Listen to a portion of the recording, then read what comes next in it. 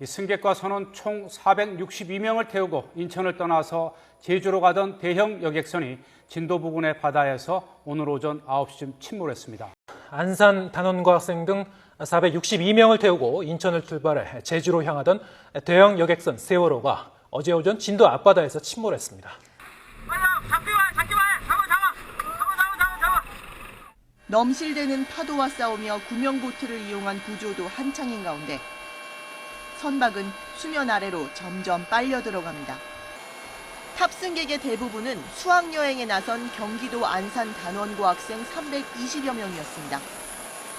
그러나 밤을 새워 달려온 배는 제주 입항을 불과 2시간여 앞두고 바닷속으로 무참히 가라앉았고 아까운 목숨도 함께 다시는 돌아오지 못할 길을 떠났습니다.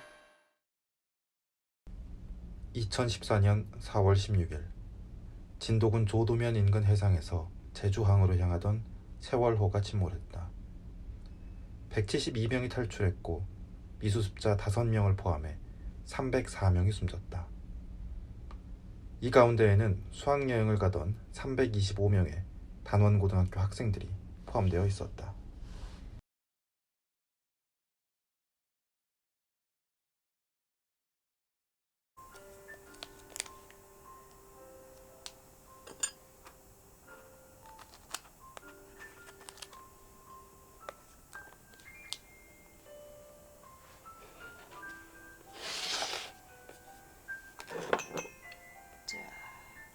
너무 찌라며.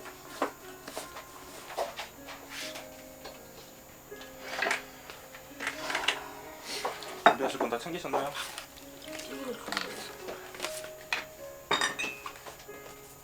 아까 석영이한테도 말했지만 마음이 급해. 마음 급해. 그거만 아니, 조심하면 돼. 뭐? 마음 급하다. 아 그렇대. 손목에 떨어지기 전에 해가지면 안 되는데 싶어가지고. 내가 안 먹고 괜찮아. 그래? 그럼 그냥 먹는 걸 안 먹어야 돼. 점심을 생각해야 돼. 그래, 줘. 무서운 얘기를 하시네.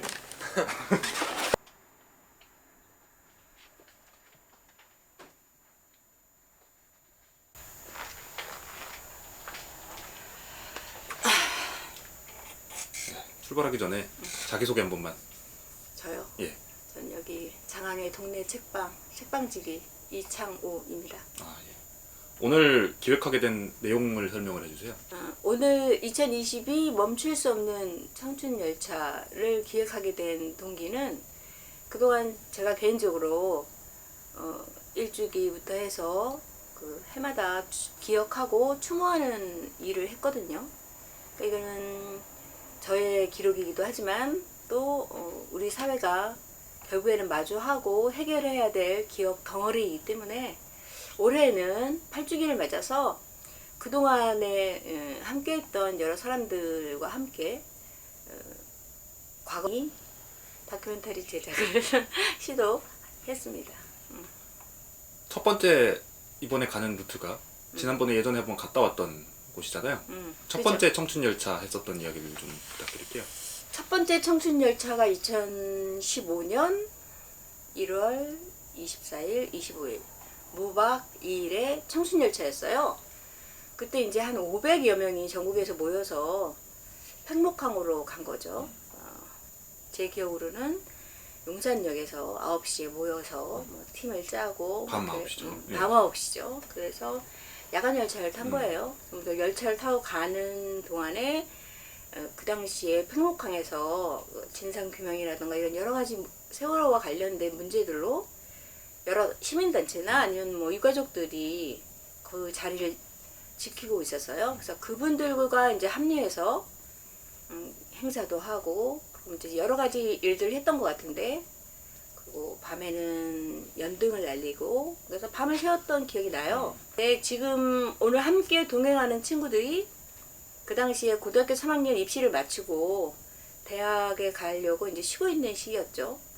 그때 같이 움직였어요. 그 동행인들과 함께 지금 그 길을 가보는데 이제 그 후에 달라진 여러 가지 것들을 좀 다시 떠올리면서 생각해 볼 수 있는 기회가 되겠죠. 예. 안녕하세요. 일단 자기소개 부탁드리고요. 네. 그다음에 이 기획에 같이 하게 된 뭐 개인적인 동기라던가 그런 여러 가지 세월호와 관련된 기억들을 간단하게 좀 한번 떠올려 보시죠. 안녕하세요. 저는 이석영이라고 합니다. 저는 이제 제가 이번 기획에 참여하게 된 이유는 저는 이제 개인적으로 이제 개인적인 문제 때문에 뭐 세월호나 기타 사회적인 문제에 좀 관심이 과거보다 많이 적었던 것 같아요. 그래서 이번 기회에 이제 행복항도 가고 옥포 신항을 가면서 지금까지 제가 세월호 이제 1주기에서 지금 7주기까지 한 3주기까지는 항상 행사를 참여해왔던 것 같은데 4주기부터 이제 개인적인 문제로 이제 별로 신경을 쓰지 못해서 제 마음속에서도 잊혀지는 것 같고, 저는 이제 세월호 사고가 일어나는 당시에는 저 이제 그 학년 피해 학년보다 1년 위에 있는 학년이었는데 아무래도 같은 시대에 살고 있는 학생으로서 동질감이나 여러 가지 감정을 많이 느꼈던 것 같아요. 그런 것들이 가장 큰 참여의 이유인 것 같습니다. 자기소개를 좀 부탁하고 그 세월호 당시 기억이라던가 아니면 또 이번에 같이 하는 이 기획에 참여하게 된 이유라던가 그런 걸 좀 소개해 주세요. 네, 저는 이용준입니다. 먼저 이 다큐멘터리에 참여하게 된 이유는 다큐멘터리 찍으면서 이제 사회적으로 다시 세월호 참사에 대해서 알리게 된 계기도 있고, 그리고 그때 참사 당시에는 제가 너무 어렸기 때문에 제대로 생각해 볼 기회나 이런 환경이 잘 갖춰져 있지 않았는데 점점 무관심해져가는 저를 발견하고 저 스스로도 다시 한번 되짚어 볼 수 있는 기회를 가지고자 참여하게 되었습니다. 그리고 참사가 있을 당시 그때 저희 할머니께서 돌아가셔가지고 발인 날짜였는데 그때 친척들이나 가족분들 모두 다 이제 가족의 죽음과 그리고 또 다른 이들의 죽음을 맞이한 그런 슬픈 상황이었던 것 같습니다. 그때 당시에 저도 초등학교 6학년이었는데 죽음이란 것에 대해서 다시 한번 생각해 보고 참 슬픈 그런 상황이었던 것 같습니다. 자기소개를 부탁드리고 그리고 이 다큐멘터리 제작에 나름대로 참여하게 된 여러 가지 사연, 그다음에 그 당시 본인이 놓여있던 상황 뭐 이런 여러 가지 얘기를 좀 들려주세요. 저는 김찬호라고 하고요. 직업은 백두신망생이고요.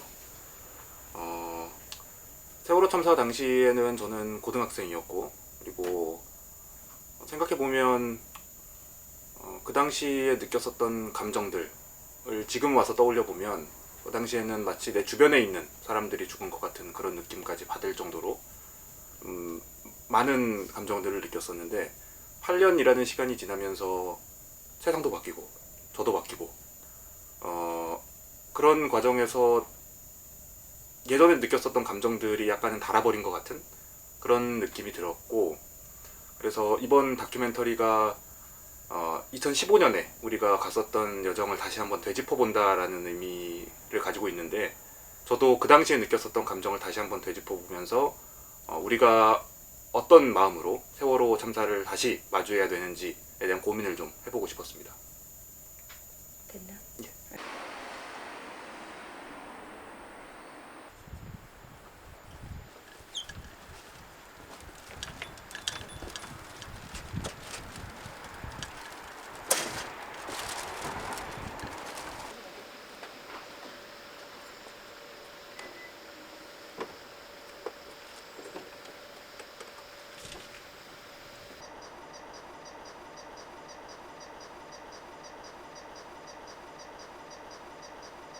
언제부터 각 주기마다 뭐 활동하시는 건 언제부터 하셨어요? 계속 처음부터. 처음부터? 응, 일주기 1주기 때는? 때는 우리 가원으로 가고 음. 2주기 때도 가원으로 갔을 거야. 그게 세월호 배 띄우는 거. 그지? 그거 배 띄우는 거. 그래서 뭐 기네스에 올린다 막 이런 거 있잖아. 그때 찬호랑 같이 갔던 거 같은데. 2주기였어. 2주기까지 같이 갔었고 저는 3주기 때부터 군인이 됐어요. 3주기 때 광화문 분향소가 뭐 이런 거. 3, 4주기 그렇게 했고 5주기 때 내가 그동안 썼던 그동안 계속해서 하이크 형식 빌어가지고 17자시로 세월호 풍가 해가지고 쓴 그것을 계속 발행했었거든. 그거를 100일째 되는 날부터 쓰기 시작해서 매일같이 한 1000일 정도 쓴 거야. 1000일 동안 써놓은 그거를 이제 엮어서 시집을 낸 거죠. 신혼 시집. 그게 이제 오주기 육주기. 근데 오주기는 안산으로 갔어. 아니 안산에서 오주기 행사가 있었는데 그때부터 추모라는 말을 표현하지 말고 세월호 오주기 기억하기로 합시다 이렇게 얘기가 돼서 그때부터 기억하기라는 말을 이제 우선으로 하는 거예요. 세월호 기억하기가 돼서 오주기부터. 그래서 오주기 그렇게 했고, 육주기는 코로나 시절이었지. 책방에 모여서 거기에 있는 참여하려던 사람들이 뭐 인터뷰하고 그 콘서트를 했지. 오주기, 육주기는 그렇게 했고, 근데 칠주기가 작년에 이제 그동안 썼던 에세이지, 신의 에세이, 신의 에세이 이렇게 모아가지고 18편. 그 친구들이 18살 뭐 이런 걸 18편을 집어넣고 산문집을 출간한 거야. 산문집 출간하고 어쨌든 무료 책방을 운영하고 있으니까 무료 책방에서 자본론을 일단 아니고 우리들이 배경으로 책 제목을 잡고 기억하기 전체적으로 정리를 한 거지. 이제 더 이상 과거에 했었던 그런 것들을 글로써 정리하는 건 되게 힘들더라고, 내 스스로가. 그래서 그 와중에 이제 작년에 이제 수정이 다큐멘터리를 한번 만들어야겠다라는 생각으로 스토리를 구성해 놨던 거지. 그러다가 결국 펼치기는 그거를 해야겠다. 첫 작품인데 나름대로 되게 뭐랄까 결과물에 나는 집착하지 말고 저는 집착해요. 그건 이제 본인 문제고 나는 그냥 이게 과정이 되게 중요하다고 생각해서 과정을 정리해주고 좋겠다. 근데 원래 이렇게 힘든 만큼 나중에 굉장히 마음이 많이 남을 거야.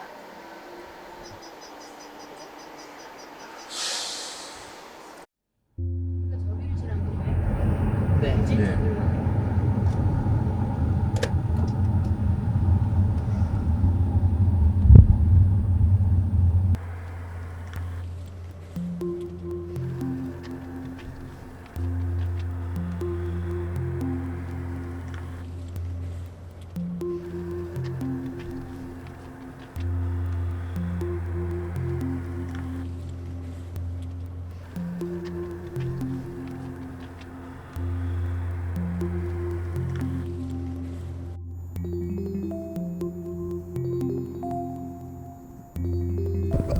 진실은 침몰하지 않는다.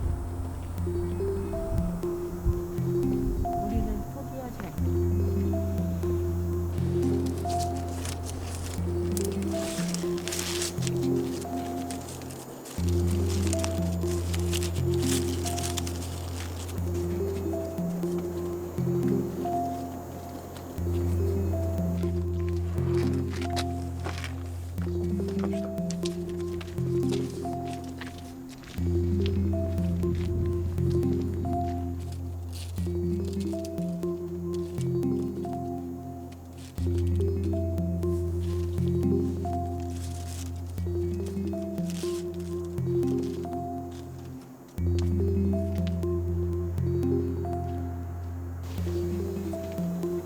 갑시다.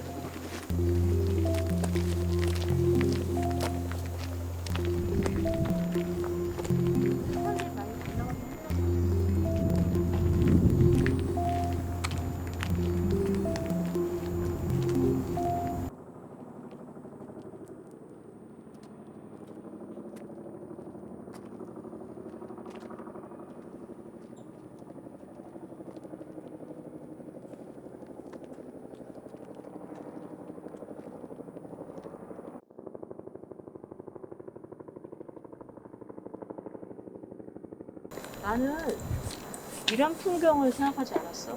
아 그래요? 어떤?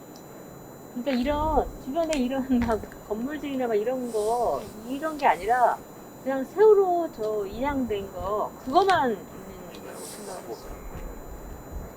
근데 이렇게 들어갈 때부터 폐기된 느낌? 어쨌든 왜 이렇게 막 지저분하진 않지만 주변이 이런 상관없는 구조물들과 같이 있다는 게 좀 약간 어쨌든 좀 구조화 같은 느낌이 들었어. 입구에 이렇게 뭐 노란 리본들 걸려 있고 뭐 여러 가지 한 해가 지나갈수록 일어나는 일들에 대한 뭐 이렇게 설명이 있고 이런 거 있는데 그래도 세월호가 닿는 마음이 편하지가 않아. 아직도 여전히. 저는 이렇게 생각했어요. 세월호가 인양된 걸 근시간내로 볼 수 없을 거라 생각했는데 이렇게 보게 된 거는 뭐 좋은 기회지만 어떤 좋은 기회를 얻어서 왔지만 저는 이렇게 생각했거든요. 좀 박물관이나 기억하는 장소로 그런 곳으로 저는 생각을 하고 잘 몰랐으니까 그렇게 될 수 있을 줄 알았는데 그건 아직 이른 단계인 것 같고 그거까지 바라는 건 나중에 언젠가 더 저희가 기억하고 한다면 저거 자체로 이 공간 자체를 좀 더 의미 있는 곳으로 할 수 있었으면 좋겠어요.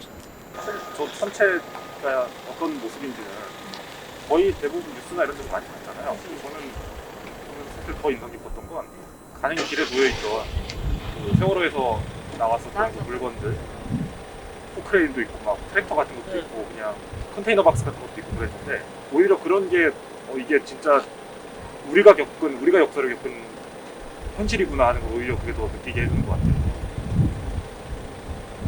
그리고 인상 되기까지도 뭐 쉽지 않았잖아. 힘들었죠. 얼마나 힘들었어. 그걸 생각하면.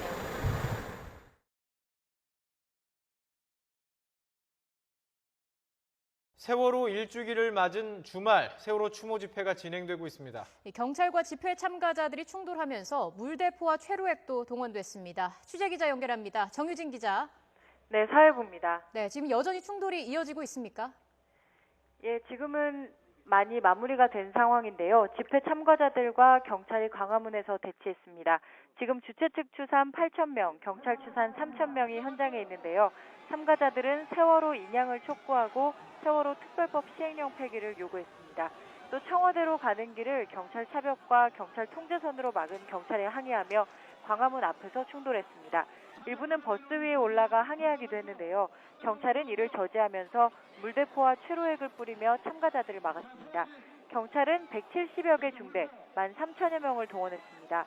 지금까지 참가자 90여 명이 집회시위법 위반 혐의로 경찰에 연행된 것으로 집계됐습니다. 이 과정에서 의경 2명과 시민 9명 등 11명이 부상을 당했는데요. 중상자는 2명으로 중상자인 의경은 타박상과 열상을 당했고 시민은 방패를 맞아 복통을 호소하는 것으로 알려졌습니다.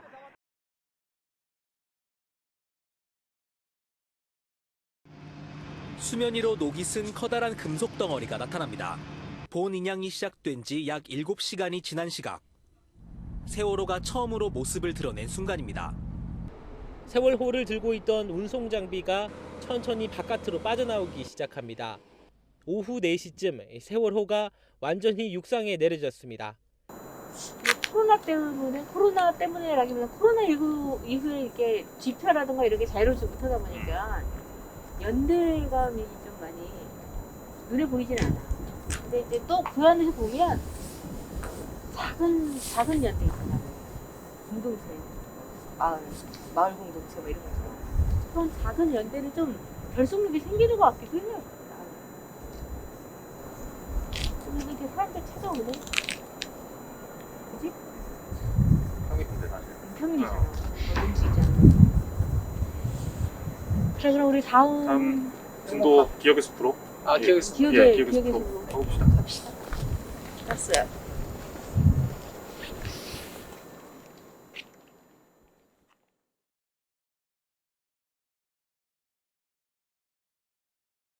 세월호 희생자 304명 중 아직 돌아오지 못한 미수습자 5명의 합동 추모식이 오늘 눈물 속에 거행됐습니다. 그리운 가족의 영정 앞에 서자 또다시 눈물이 터져 나옵니다. 영정에 기대 눈물을 흘리고 사진을 쓰다듬으며 작별을 고합니다. 애써 참아보려 했건만 비통함을 감출 수 없습니다. 유해를 찾지 못해 관은 고인에게 보내는 가족들의 편지와 유품으로 채워졌습니다. 양승진 교사와 남현철, 박영인 군은 평택 서호공원에, 권재근 씨와 혁규군 부자는 인천 가족공원 세월호 일반인 희생자 추모관에 안치됐습니다. 세월호 선체 수색이 마무리되어 가고 있는 지금 저희 가족들은 비통하며 힘들지만 이제 가족을 가슴에 묻기로 결단을 내렸습니다. 남현철 학생, 박현민 학생, 양승진 선생님, 권재근님, 권혁준님 25사람을 영원히 잊지 말아 주십시오. 기억해 주십시오.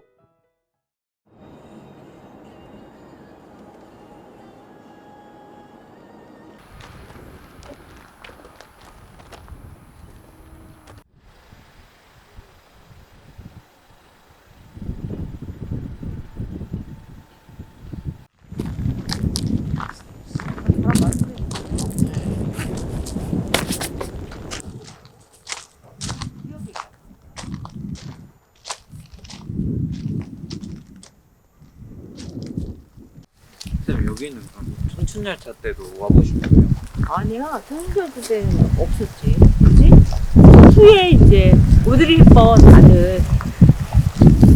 아들 이름이 생각이 안 나지만 어쨌든 그 기억의 숲을 만들 때는 트리플래닛이라는 단체가 있었어. 그게 지금도 있어. 각 나라마다 어떤 상황이나 사건 뭐 이런 거를 기념하기 위해서 또는 추모하기 위해서 만든 숲 조성 사업 하는 데가 있거든. 그 사람들이 왔었지. 와가지고 이제 모금을 한 거야. 나무 한 그루 뭐 심기 운동 뭐 이런 식으로 해서 숲을 만드는 운동 이런 거야. 거기에 나도 이제 참여해가지고. 그럼 여기 지분이 있으시네요? 그럼! 있어. 있어서 이제 맨날 해마다 그 안내장 같은 거 와. 행사 때. 근데 행사 때 한 번도 오지 못했지. 나는 나의 일을 하느라고. 이런 일을 하느라고. 그래서 기억의 숲이 있는 거지. 여기 이분이 김관호 잠수사 승사 그랬지.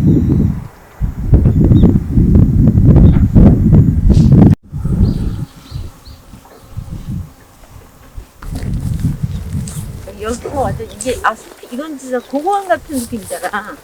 완전히 숲조성으로 해서 숲이 이루어지려면 세대가 많이 흘러야 돼. 숲이 만들어지는데 한 400년 걸린대. 숲이 이루어지는데 한 900년 걸린다. 자연스럽게 숲이 조성되려면 400년.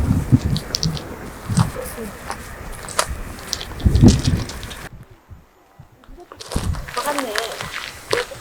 차 뒤로 뺏겨서 박았구만. 아니 이렇게 세월호 리본 이거 있잖아. 왜 이거 라인 불 내려오는 거 느낌이 되게 막 묘해. 세월호 기억에 숲해가지고 그래서 세월호 밑으로 계속 저게 일부러 그런 게 아니잖아. 그럼요. 저 사람도 이거잖아. 저 어떻게 그런데 저기가 뭐라 할까 세월호 그냥 그런 느낌이.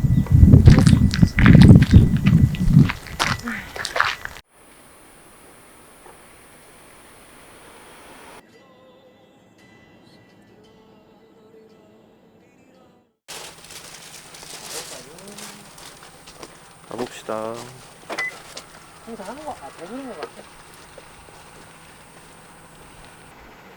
이 정도까지 한번 더 봅시다.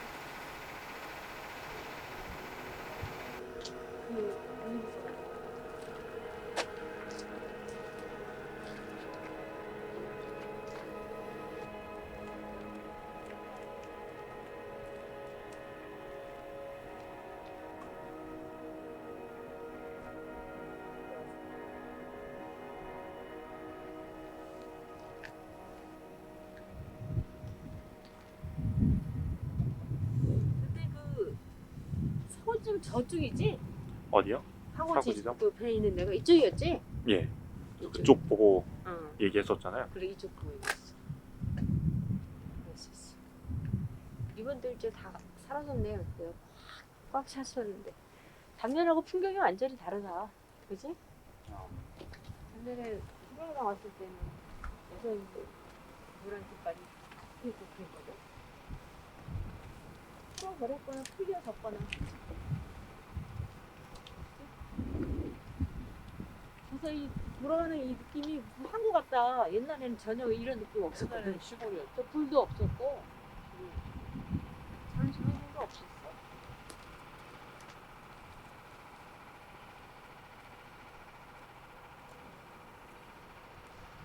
우리 청춘열차 2015년 그때는 뭐 여기뿐만 아니라 저 광장부터 해서 그냥 꽉 찼어.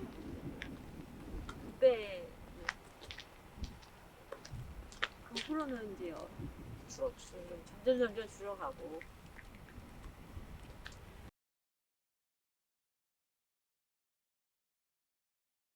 네, 이곳에도 실종자 가족들이 모여 있습니다. 혹시나 배를 타고 구조돼서 들어올까 기다리고 있는 중입니다. 하지만 아직까지 아무런 소식도 들려오고 있지 않습니다. 가족들은 일단 도착하자마자 답답한 마음을 표현하고 있습니다. 울음부터 터뜨리는 모습을 많이 볼 수가 있었는데요. 소식 없는 가족 걱정에 눈물부터 보였습니다. 사고가 난 지 9시간이 넘었는데도 아직 행방을 찾지 못한 상황에 울분을 터뜨리기도 했습니다. 진도 팽목항은 사고 해역과 가까운 곳입니다. 지금까지 생존자들이 모두 이곳으로 들어왔습니다. 164명에다가 사망자 2명까지 합쳐서 모두 166명이 들어왔습니다.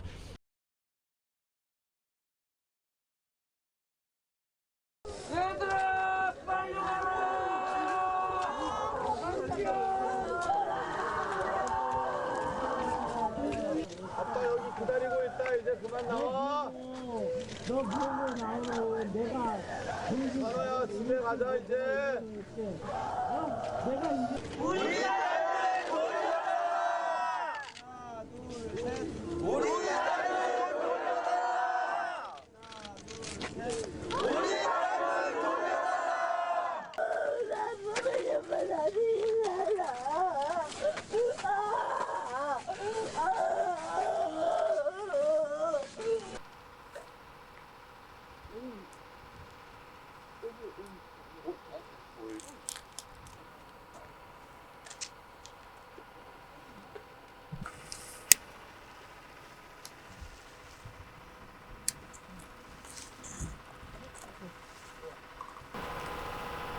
그게 2015년, 16년, 17년까지 좀 그랬던 것 같은데. 17년. 일주일 때도 10만 이렇게 노력했으니까. 엄청 많았죠. 일주일 때가 진짜 짱이었지.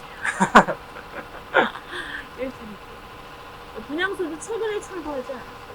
거기는 이제 광화문 광장 자체가 옮기면서. 옮기면서. 그렇게 제가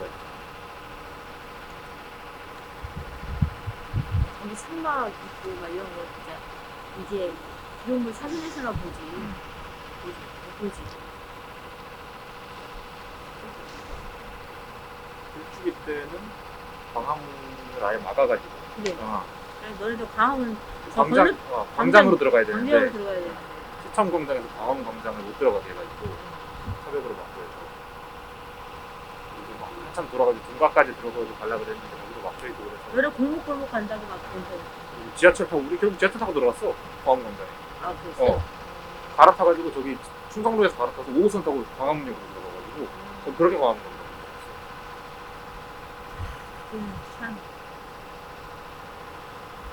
엄청난 거사를 하는 거. 거사였죠. 거사였어요.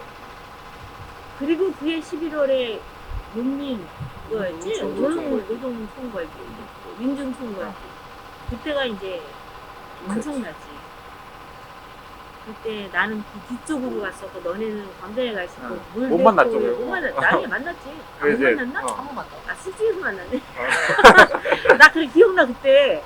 진짜 광화문 거기 그 술집에서 모든 사람들이 박근혜 퇴진을 외치면서 박근혜 퇴진을 위하여 건배! 막 이래 다들 전혀 얼굴도 못 보던 사람들 술집에서 건배했던 그 기억만 남는다.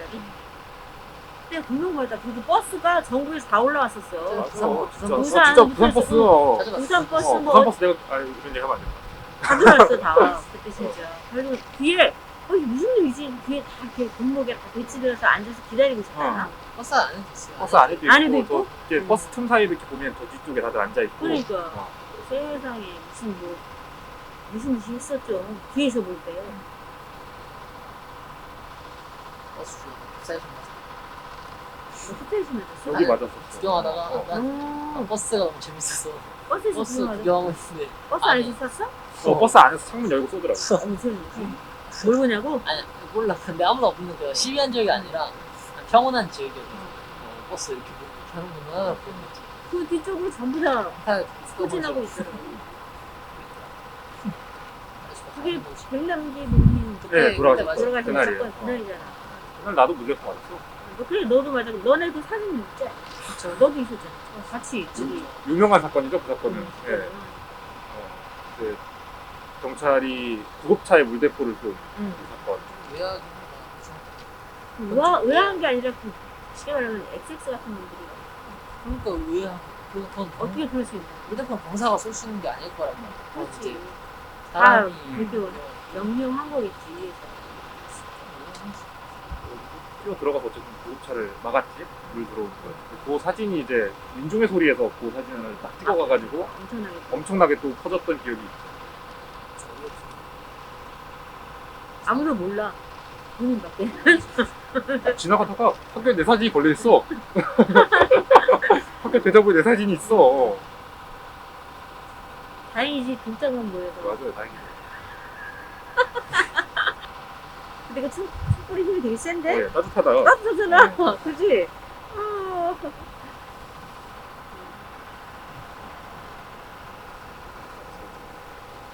뒤쪽에 한번 지기 전에.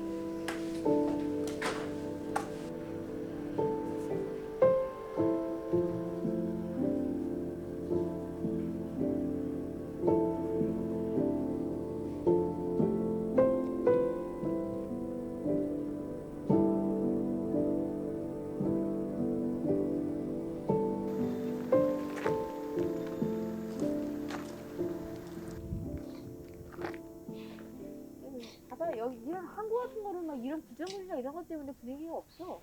그지? 다른 것 때문에 안 나고 막 그러지. 여기 이제 원래 한국은 그런 거야. 개발할 단계니까.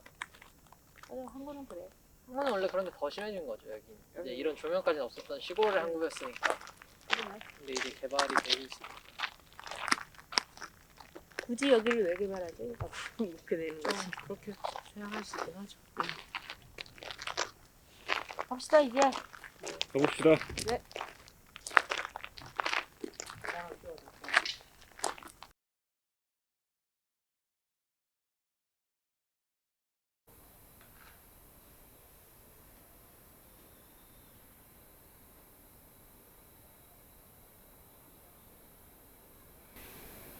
(2022) 멈출 수 없는 청춘 열차 그 여정을 8주기에 맞춰서 시도해 봤습니다. 그 하룻밤이 지났는데요. 이곳 진도의 하늘은 우리 편이었습니다. 어제 하늘을 우리 편 막 이런 노래 들었잖아요. 하늘은 우리 편, 하늘은 우리 편. 글루미 선데이. 예, 언제나 우리 편이라고 믿고 있기 때문에 한 걸음씩 가고 있는 거겠죠. 여러 장소를 되짚어 보고 낡은 구조물과 점점 그 흔적을 깔끔하게 치워버리려고 하는 어떤 보이지 않는 의도까지. 그래서 이곳을 다녀가면서 다시 또 힘을 얻는 것 같아요. 많은 사람들이 한 번쯤 이곳을 다녀가면서 그동안 잊었던 사실, 그리고 우리가 왜 이런 일을 계속 해야 하는가에 대한 질문을 스스로에게 할 수 있게 되기를 바랍니다. 네, 이번에 세월호 8주기 다큐멘터리에 참여하면서 목포 신항, 그리고 세월호 기억의 숲, 진도 팽목항까지 왔었는데요. 세월호 참사에 대해서 다시 한번 생각해보는 계기가 아니라 처음으로 이 세월호 참사에 대해서 진심으로 생각해보고 느꼈던 계기가 된 것 같습니다. 이 책에도 나와 있듯이 부모님들은 아직도 형 누나들이 왜 죽었나 이유를 모른다는 게 가장 큰 고통이라고 하시는데요. 이걸 앞으로 우리나라가, 우리가 어떻게 밝혀나갈지가 제일 중요할 것 같습니다. 네, 뭐 하루 동안 긴 시간 아니었지만 이제 세월호 8주기 다큐멘터리를 참여하게 되면서 아까 말씀드렸던 것처럼 목포 신항이나 세월호가 이제 인양되어 있는 목포 신항이나 팽목항, 기억의 숲 이런 세 가지 곳을 다녀왔는데 잊고 싶어 한다는, 지우려 한다는 그런 이미지를 조금은 받았던 것 같고, 사회적으로 사람들이 이제 뭐랄까 세월호 같은 아픈 일을 이제 기억하는 것에 뭐 이런 말을 쉽게 할 수 있는 건 아니지만 피로감이라고 할까, 되게 힘들어, 그 사람도 힘들어하고 있는 것 같아요. 그 피해자가 아닌 다른 사람, 사회의 일원으로서 그런 책임감을 느끼고, 하지만 그걸 피해서는 결국 해결되지 않는다고 생각을 해서 세월호 참사를 보면서, 과거를 보면서 현재를 되돌아보고 좀 더 안전한 미래를 구상할 수 있었으면 좋겠습니다. 작년에도 한번 7주기 우리 세월호 기억하기 행사라든가 이런 과정 속에서 우리는 같이 했잖아요. 예. 그때 느꼈던 감정과 지금 돌아보면서 느끼는 감정과 되게 교차하는 게 좀 있을 것 같은데. 팽목항이나 기억의 숲이나 이번에 처음 갔던 목포신항, 그러니까 인양된 선체가 있는 곳이나 그냥 계속 아무래도 잊혀지고 있다는 느낌이 좀 강하게 많이 받은 것 같아요. 그렇게 뭐 크게 관리할 수 있는 여건도 아니겠지만 아무래도 좀 관심도가 많이 떨어지기도 했고, 사람들이 막 그렇게 기억해내고자 하는 그런 것도 없는 것 같아서. 그리고 진도, 그러니까 팽목항 같은 경우는 또 다른 이제 항구 개선 공사 때문에 더 좀 펜스도 바뀌고 여러 가지 리본도 많이 없어진 것 같아서 그 부분은 좀 아쉬운 것 같습니다.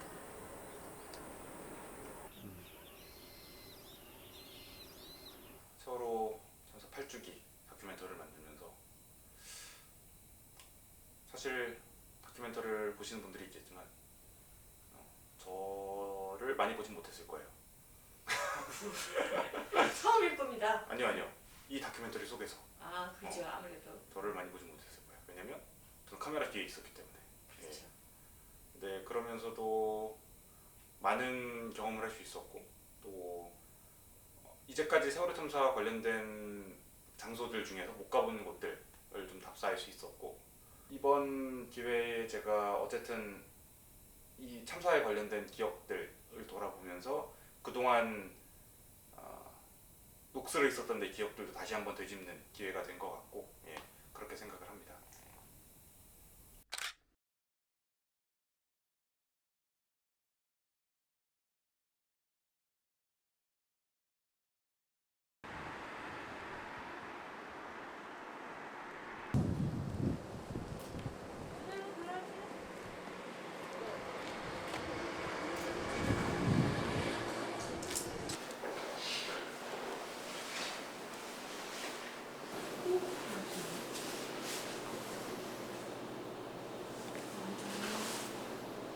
주연은 10번, 9번, 8번, 7번 이렇게 쭉 보고를 한 거예요.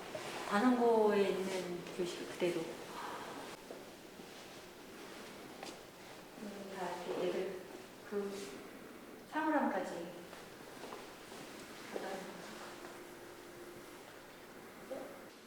그 당시 영어 듣기 능력 평가 변동사항 22학년 4월 16일 수요일 수학 여행으로 인해 21일 변경됐습니다. 그때. 다 그대로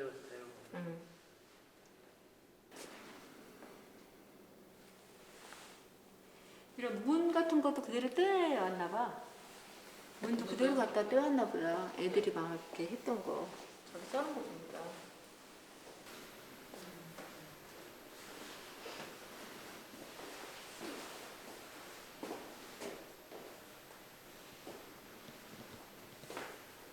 저 실험배도 그때 거였겠다. 다 그래. 그지? TV도 그래. TV도? 옛날 거.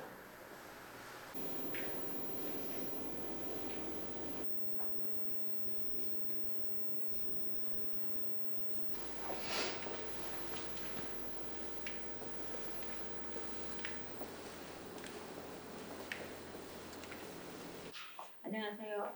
우리는 오늘 2022 멈출 수 없는 청춘 열차 다큐멘터리 촬영을 나왔습니다.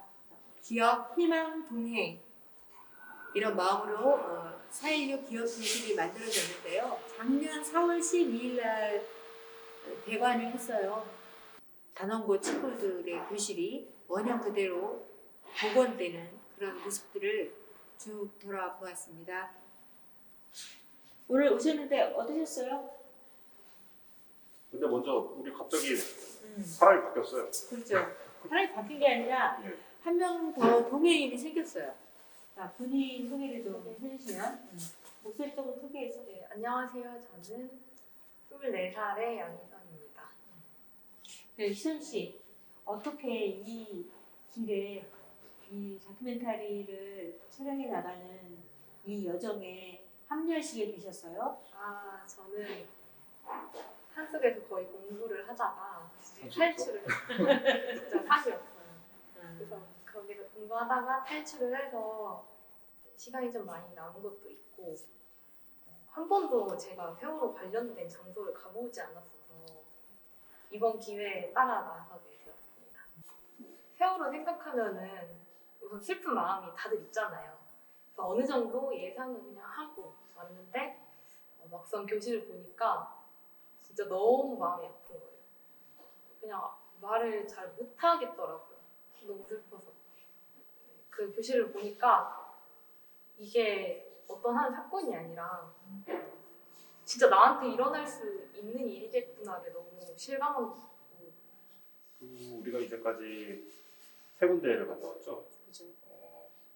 진도신앙하고 여기 기업SP랑 팽목항이랑 갔다 왔는데 우리가 사실 진도신앙 앞에서도 얘기를 했지만 어떤 방치되어 있는 뭔가 빨리 치워버리고 싶어하는 그런 모습들이 많이 보였는데 그나마 이곳에서는 어떤 하나하나 다 정성이 들어간 것 같은 전시나 기록 보존 사업이나 하나하나 정성이 들어간 것 같은 모습들을 볼 수 있어서 그런 거는 좀 위로가 됐던 것 같아요. 오히려 저는. 누군가는 지우려고 애쓰는데 그래도 누군가는 이렇게 기록하고 보존하고 후세들에게 보여줄 수 있기 위해 노력하는 것들을 보면 희망이 없는 건 아니잖아요. 그죠? 어쨌든 그 교실 안에 들어가면 막 숨이 막히는 느낌이에요. 숨이 막히는 느낌. 이게 그러니까 상상이 안 되거든요. 사실 내 아이가 만약에 나는 이제 부모 입장에서 내 아이가 이 책상 위에 있는 상태라면 그건 진짜 아무래도 상상이 안 되더라고요. 나는 아까 우리 설명해 주시는 경비 어머님 같은 경우는 너무 의연해 보여서 저는 그렇게 못 살 것 같아요. 여전히 저에게 세월호는 너무 힘들죠.